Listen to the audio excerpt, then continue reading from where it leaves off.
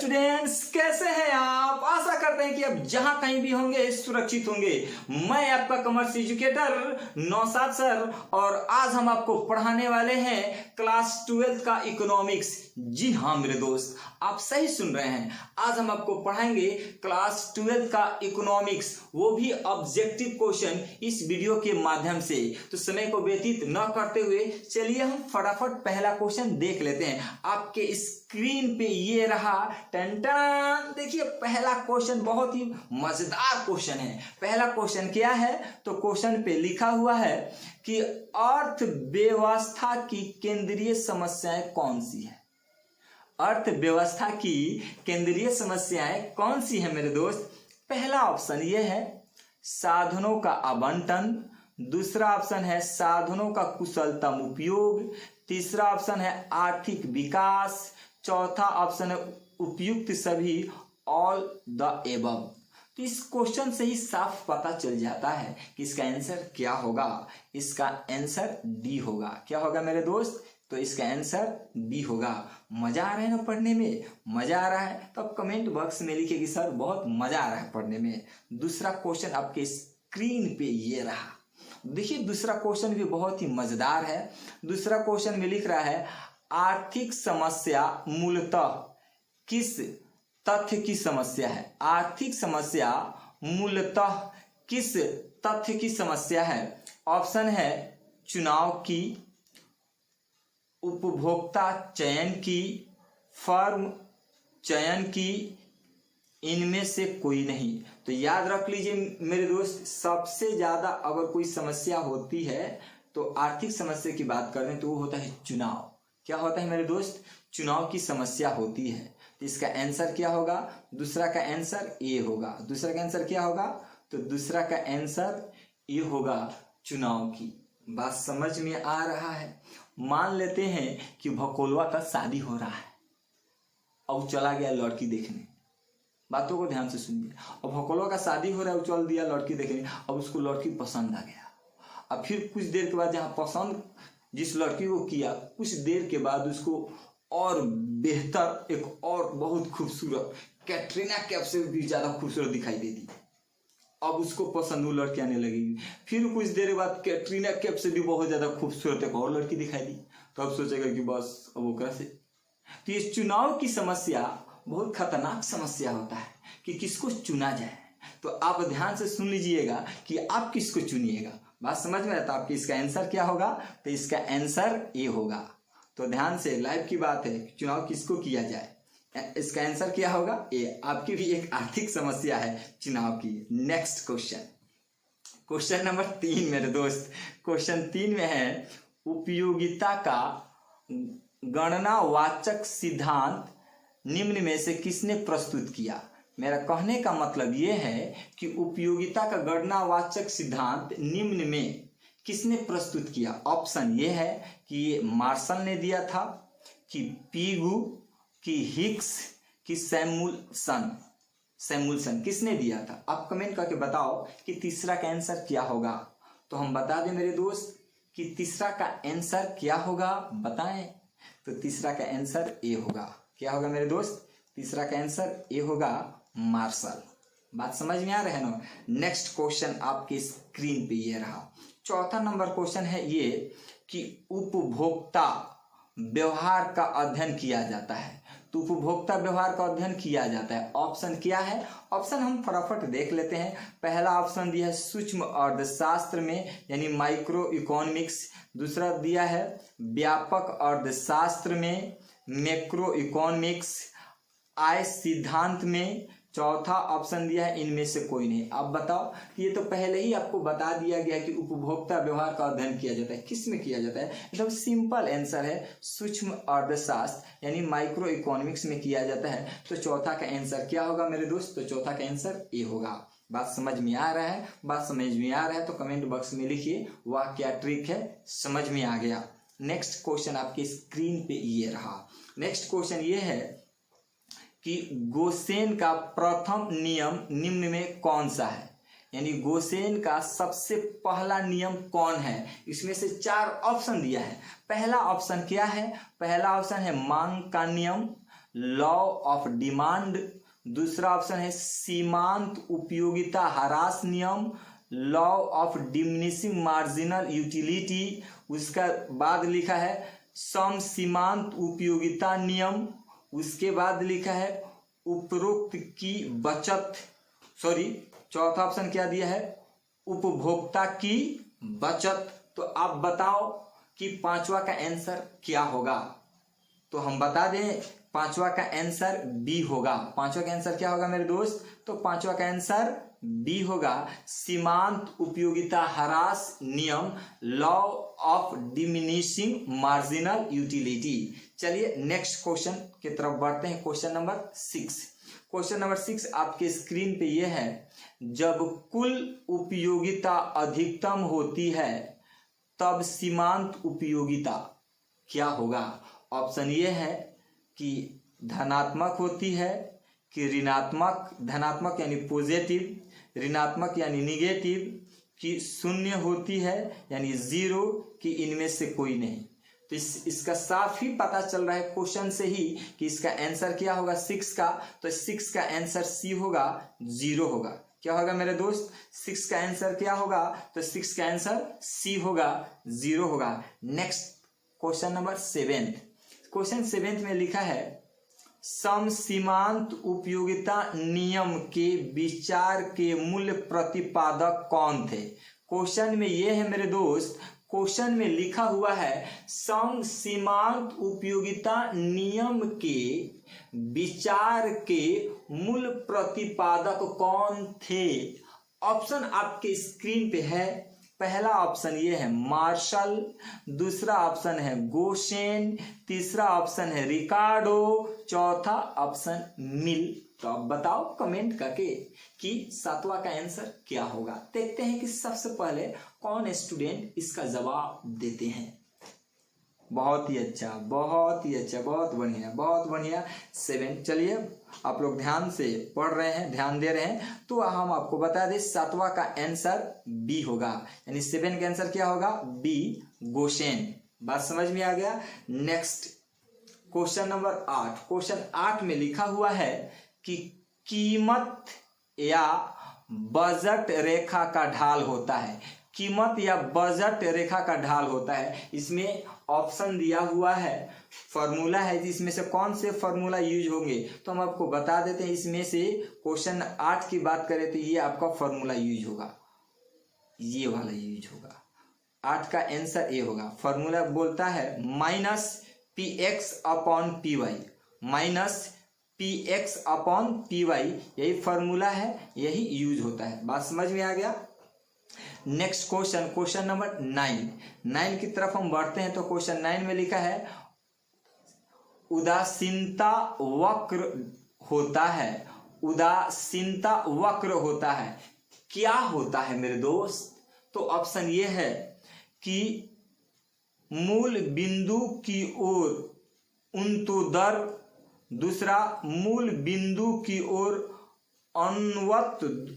अन्वतोदर, दूसरा ऑप्शन है मूल बिंदु की ओर अन्वतोदर, तीसरा ऑप्शन है अ एवं ब दोनों सत्य, चौथा ऑप्शन है उपयुक्त सभी असत्य। तो आप बताओ कमेंट में कि 9 का आंसर क्या होगा मेरे दोस्त। तो हम आपको बता दें कि 9 का आंसर ए होगा मेरे दोस्त। क्या होगा मेरे दोस्त, तो 9 का आंसर ए होगा, मूल बिंदु की ओर उन्नतोदर। नेक्स्ट क्वेश्चन आपके स्क्रीन पे ये रहा। टन पढ़ने में मजा आ रहा है ना, पढ़ने में मजा है तो ये भी आप कमेंट में जरूर लिखिएगा मेरे दोस्त कि पढ़ने में सर बहुत मजा आ गया, इंटरेस्टिंग लग रहा है। Question number 10। क्वेश्चन 10 में लिखा है उपयोगिता का संबंध होता है। तो उपयोगिता का संबंध किससे होता है आप बताएं। पहला ऑप्शन ये, अगर हम आपसे सवाल करें कि एक भूखा व्यक्ति का संबंध किससे है तो आप जरूर कहिएगा कि सर एक भूखा व्यक्ति का संबंध खाना से है, भोजन से है।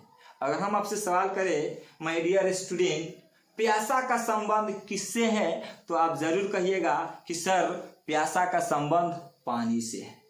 तो यहाँ पर आपको सब समझ में आ गया होगा कि इसका आंसर क्या होगा, उपयोगिता का संबंध किससे है। ऑप्शन ये है, पहला लाभदायकता से है, कि नैतिकता से है, कि मानव आवश्यकता की पूर्ति से है, कि इनमें से सभी। अब आप समझ गए होंगे कि 10वां का आंसर क्या होगा मेरे दोस्त, आप बताओ 10वां का आंसर क्या होगा।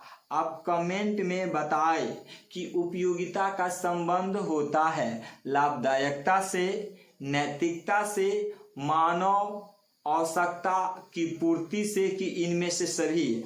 आप मेरे डियर स्टूडेंट बताएं कि इसका आंसर क्या होगा। तो हम बता दें कि इसका आंसर क्या होगा मेरे दोस्त, तो इसका आंसर डी होगा। क्या होगा मेरे दोस्त, इसका आंसर उपयोगिता का संबंध लाभदायकता से भी है, नैतिकता से भी है, मानव आवश्यकता की पूर्ति से भी है, यानी इन तीनों से है। तो आपका आंसर क्या होगा, डी होगा, ऑल ऑफ दी। 11 नंबर में दिया हुआ है कि उपयोगिता की माप की जाती है, उपयोगिता की माप की जाती है। तो उपयोगिता की माप कैसे होता है, बात समझ में आ रहा है, उपयोगिता की माप कैसे होता है। अगर हम पूछे कि पानी, तेल, दूध को मापा जाता है, कैसे मापा जाता है, तो आप कहिएगा कि सर लीटर से मापते हैं। बात समझ में आ रहा है, आप क्या कहोगे कि सर लीटर से मापते हैं हम लोग। बात समझ में आ रहा है ना। तो यहाँ पे लिखा उपयोगिता की माप की जा सकती है, तो क्या चीज से की जा सकती है, तो साफ इसका आंसर झलक रहा है आईने की तरफ, मुद्रा के द्वारा। किससे होता है मेरे दोस्त, तो मुद्रा के द्वारा। इसका आंसर ए होगा, उपयोगिता की माप की जा सकती है। तो उपयोगिता की माप कैसे होता है, तो मुद्रा के द्वारा। उपयोगिता मान लीजिए कि आपको भूख लगा, आप गए मार्केट से जो है कुरकुरा खरीद कर खा लिए, 10 रुपए का कुरकुरा खरीदे, कुरकुरा खरीद कर खाएं, तो आपका जो है पैसा खर्च हुआ ना। आपको भूख लगा, आप गए कुरकुरा खरीद कर खाएं, तो बिना पैसे से तो मिला नहीं, आपकी जो भी उपयोगिता हुई तो उसके बदले आपका पैसा खर्च ना हुआ मेरे दोस्त। तो इसलिए आपका आंसर क्या होगा, तो आपका आंसर ए होगा, मुद्रा के द्वारा। तो उपयोगिता की माप की जा सकती है किसके द्वारा, मुद्रा के द्वारा। नेक्स्ट क्वेश्चन आपके स्क्रीन पे ये रहा 12, यानी क्वेश्चन 12 में लिखा हुआ है मेरे दोस्त, समसीमांत उपयोगिता नियम को कहा जाता है। समसीमांत उपयोगिता नियम को किस नाम से जाना जाता है मेरे दोस्त, क्वेश्चन में लिखा है समसीमांत उपयोगिता को कहा जाता है, यानी इसका दूसरा नाम क्या है, किस नाम से इसको जानते हैं। तो ऑप्शन दिया है उपयोगिता वृद्धि नियम, उपयोगिता ह्रास नियम, प्रतिस्थापन नियम, इनमें से कोई नहीं। आप बताओ कमेंट करके कि 12 का आंसर क्या होगा। तो हम बता दें कि 12 का आंसर सी होगा। क्या होगा मेरे दोस्त, 12 का आंसर सी, प्रतिस्थापन का नियम।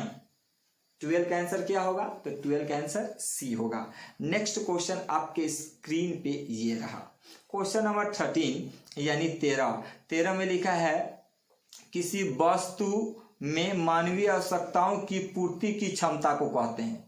क्या कहते हैं मेरे दोस्त, क्वेश्चन को फिर से समझ लीजिए। क्वेश्चन में लिखा है किसी वस्तु में मानवीय आवश्यकता की पूर्ति की क्षमता को कहते हैं। क्या कहते हैं, पहला दिया है उत्पादकता, दूसरा दिया है संतुष्टि, तीसरा दिया है उपयोगिता यानी यूटिलिटी, चौथा दिया है लाभदायकता। तो आप बताओ इसका आंसर क्या होगा मेरे दोस्त, क्वेश्चन नंबर 13 का आंसर क्या होगा, बता दीजिए। क्वेश्चन 13 का आंसर क्या होगा, कमेंट कीजिए, देखते हैं सबसे पहले कौन जवाब देते हैं। बहुत ही अच्छा, वेरी गुड, बहुत ही अच्छा, वेरी गुड, नाइस। चलिए तो हम बता देते हैं कि क्वेश्चन 13 का आंसर सी होगा। क्या होगा मेरे दोस्त, सी। इसे साफ पता चल जा रहा था क्वेश्चन से कि उपयोगिता होगा।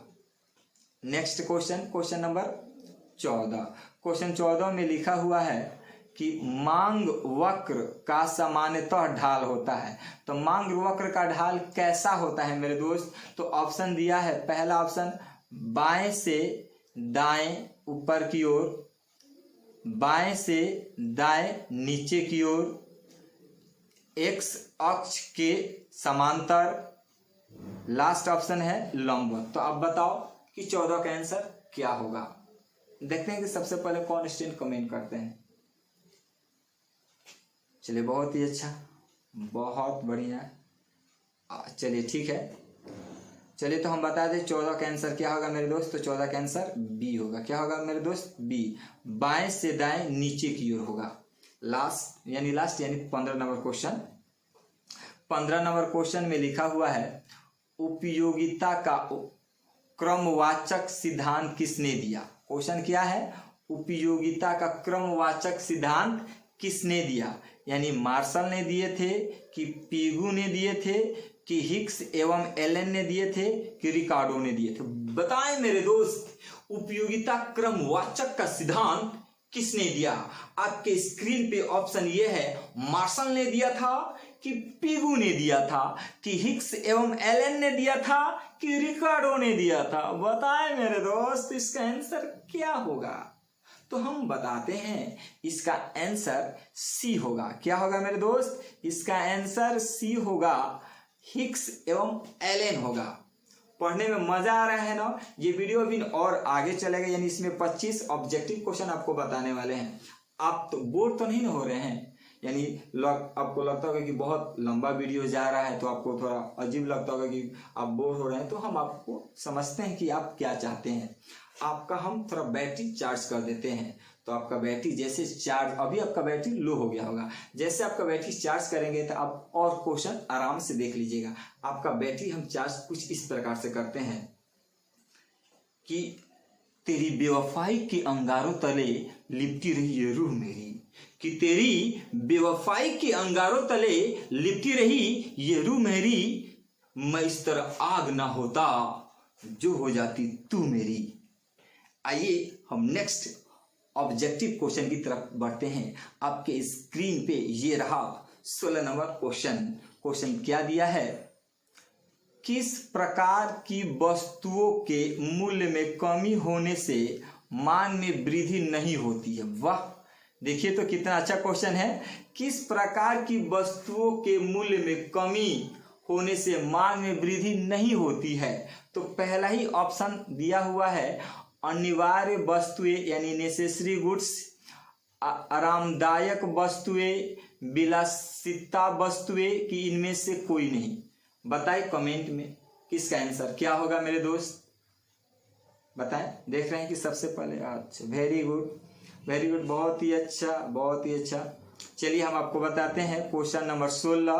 क्वेश्चन नंबर 16 का आंसर क्या होगा? तो क्वेश्चन नंबर 16 का आंसर ए होगा, यानी अनिवार्य वस्तुएं, नेसेसरी गुड्स। नेक्स्ट क्वेश्चन आपके स्क्रीन पे ये रहा, क्वेश्चन नंबर 17। क्वेश्चन नंबर 17 में लिखा है कि किसी वस्तु की मानवीय आवश्यकता को संतुष्ट करने की क्षमता है। क्या है मेरे दोस्त? ऑप्शन क्या है? क्वेश्चन फिर से समझ लीजिए। किसी वस्तु की मानवीय आवश्यकता को संतुष्ट करने की क्षमता है। क्या है क्षमता? तो ऑप्शन दिया है उपभोग, उपयोगिता, गुण, रुचि। क्या होगा? तो इससे पहले इस टाइप का क्वेश्चन पढ़े हैं, तो इसका आंसर क्या होगा? उपयोगिता होगा। क्या होगा मेरे दोस्त? उपयोगिता यानी यूटिलिटी। नेक्स्ट क्वेश्चन आपके स्क्रीन पे ये रहा, टेंटन। देखिए बहुत ही मजेदार क्वेश्चन है। क्वेश्चन में ये लिखा हुआ है, उपभोक्ता का संतुलन उस बिंदु पर होता है जब। क्वेश्चन दिया है उपभोक्ता का संतुलन उस बिंदु पर होता है जब। 4 ऑप्शन दिया हुआ है क्वेश्चन नंबर 18। तो क्वेश्चन 18 में पहला ऑप्शन क्या लिखा है? सीमांत उपयोगिता बराबर मूल्य, यानी MU = प्राइस। तो पहला ही जो इसका ऑप्शन दिख रहा है, ये पहला ही ऑप्शन इसका आंसर हो जाएगा। क्या होगा मेरे दोस्त? पहला ही ऑप्शन इसका आंसर है, सीमांत उपयोगिता बराबर मूल्य, यानी MU = प्राइस, यही इसका आंसर है। यानी 18 का आंसर ए होगा। नेक्स्ट क्वेश्चन आपके स्क्रीन पे ये रहा, क्वेश्चन नंबर 19। क्वेश्चन 19 में लिखा है, सीमांत उपयोगिता ह्रास नियम के प्रतिपादक है। क्या है? प्रतिपादक है। तो कौन है? पहला ऑप्शन है गोसेन, दूसरा ऑप्शन है एडम स्मिथ, तीसरा ऑप्शन है चैपमैन। चैपमैन लिखा है, चप्पल मत पढ़ लीजिएगा, चैपमैन। उसके बाद से लिखा है हिक्स। अब बताओ कमेंट करके। ये बहुत ही आसान सवाल है। क्वेश्चन नंबर 19 देखते हैं कि सबसे पहले कौन स्टूडेंट कमेंट करके इसका आंसर बताते हैं। क्वेश्चन नंबर 19 का अब बताएं। क्वेश्चन नंबर 19 बहुत ही अच्छा। चलिए हम आपको बता दें, क्वेश्चन नंबर 19 का आंसर ए होगा गोसेन। क्या होगा मेरे दोस्त? तो 19 का ए गोसेन होंगे। क्या होंगे मेरे दोस्त? तो गोसेन। नेक्स्ट क्वेश्चन आपके स्क्रीन पे ये रहा, क्वेश्चन नंबर 20। क्वेश्चन 20 में लिखा हुआ है बजट सेट के लिए आवश्यक है। तो बजट सेट के लिए क्या आवश्यक है? क्वेश्चन पहला ऑप्शन है मंडलों का संग्रह, विद्यमान बाजार कीमत, उपभोक्ता की कुल आय, उपरोक्त सभी। बताएं मेरे दोस्त, इसके क्वेश्चन से ही साफ पता चल रहा है कि इसका आंसर क्या होगा। तो इसका आंसर डी होगा। क्वेश्चन नंबर 20 का आंसर क्या होगा? तो डी होगा। नेक्स्ट क्वेश्चन आपके स्क्रीन पे ये रहा, टन टन। देखिए यहाँ पे लिखा हुआ है ह्रास्यमान विस्थापन दर में क्या होता है? 4 ऑप्शन दिया है। पहला ऑप्शन ये है कि वस्तु 1 की अधिक मात्रा, वस्तु 2 की कम मात्रा, वस्तु 1 एवं 2 दोनों की अधिक मात्रा, ए और बी दोनों। तो आप बताएं इसका आंसर क्या होगा? क्वेश्चन नंबर 21 का आंसर तो हम आपको बता देते हैं फटाफट। क्वेश्चन 21 का आंसर डी होगा, ए एवं बी दोनों होगा। नेक्स्ट क्वेश्चन नंबर 22 आपके स्क्रीन पे। क्वेश्चन 22 में लिखा है अर्थशास्त्र में उपयोगिता का आशय। तो अर्थशास्त्र में उपयोगिता का क्या आशय है? तो पहला ऑप्शन ये है किसी वस्तु की आवश्यकता पूरी करने की शक्ति, दूसरा ऑप्शन है आनंद, तीसरा ऑप्शन है खुशी, चौथा ऑप्शन है उपादेयता। चौथा ऑप्शन क्या है मेरे दोस्त? तो चौथा ऑप्शन है उपादेयता। तो हम आपको बता दें क्वेश्चन नंबर 22, तो क्वेश्चन 22 का आंसर ए होगा। क्या होगा मेरे दोस्त? तो क्वेश्चन 22 का आंसर ए होगा। चलिए नेक्स्ट क्वेश्चन की तरफ हम लोग बढ़ते हैं। Question number 23। क्वेश्चन 23 में लिखा हुआ है तटस्थ वक्र का झुकाव रहता है। तटस्थ वक्र का झुकाव रहता है, कहाँ रहता है मेरे दोस्त? तो ऑप्शन ये है, पहला ऑप्शन ये है कीमत अनुपात, दूसरा ऑप्शन है घटता हुआ यानी डिमिनिशिंग, तीसरा ऑप्शन है घटक प्रतिस्थापन, चौथा ऑप्शन है सीमांत उपयोगिता। क्वेश्चन नंबर 23 का आंसर फटाफट आप लोग कमेंट में बताएं कि इसका आंसर क्या होगा। क्वेश्चन नंबर 23 बहुत ही अच्छा, वेरी गुड, मजा आ रहा है, बहुत ही अच्छा। इसी तरह आप लोग कमेंट करते रहें। तो क्वेश्चन 23 का आंसर क्या होगा? क्वेश्चन 23 का बी होगा। क्या होगा मेरे दोस्त? क्वेश्चन नंबर 23 का बी आंसर होगा, घटता हुआ यानी डिमिनिशिंग। क्वेश्चन नंबर 24 आपके स्क्रीन पे ये रहा। क्वेश्चन 24 में लिखा हुआ है सीमांत उपयोगिता कैसे निकालते हैं, यानी सीमांत उपयोगिता निकालने का फॉर्मूला कौन सा है? पहला ऑप्शन दिया हुआ है delta T U upon delta Q, delta M U upon delta Q, delta Q upon delta T U, delta Q upon delta M U. पहले हम आपको बता दें मेरे दोस्त, ये जो त्रिभुज की तरह दिख रहा है इसको हम लोग डेल्टा के नाम से जानेंगे। किस नाम से जानेंगे मेरे दोस्त? तो इसको हम लोग डेल्टा पढ़ते हैं। क्या पढ़ते हैं? डेल्टा। तो 24 का आंसर ए होगा मेरे दोस्त। क्या होगा? तो 24 का आंसर ए होगा delta T U upon delta Q. Next question आपके स्क्रीन पे ये रहा और ये अंतिम क्वेश्चन है। क्वेश्चन 25 में लिखा है मार्शल के अनुसार किसी वस्तु की उपयोगिता को क्या कहते हैं? ऑप्शन क्या है? मुद्रा में मापा जा सकता है, मुद्रा में नहीं मापा जा सकता है, संख्यात्मक रूप में मापा जा सकता है, अ एवं स दोनों। तो आप कमेंट में आप बताओ मेरे स्टूडेंट कि इसका आंसर क्या होगा 25 का। तो हम ही बता देते हैं। चलिए लास्ट क्वेश्चन है, 25 का आंसर डी होगा। क्या होगा मेरे दोस्त? 25 का आंसर डी होगा। ए एवं बी, सॉरी 25 का आंसर क्या होगा, तो 25 का आंसर डी होगा। 25 का आंसर डी, अ एवं स दोनों। मजा आ गया ना पढ़ने में मेरे दोस्त। आशा करते हैं कि ये वीडियो आपको अच्छा लगा होगा।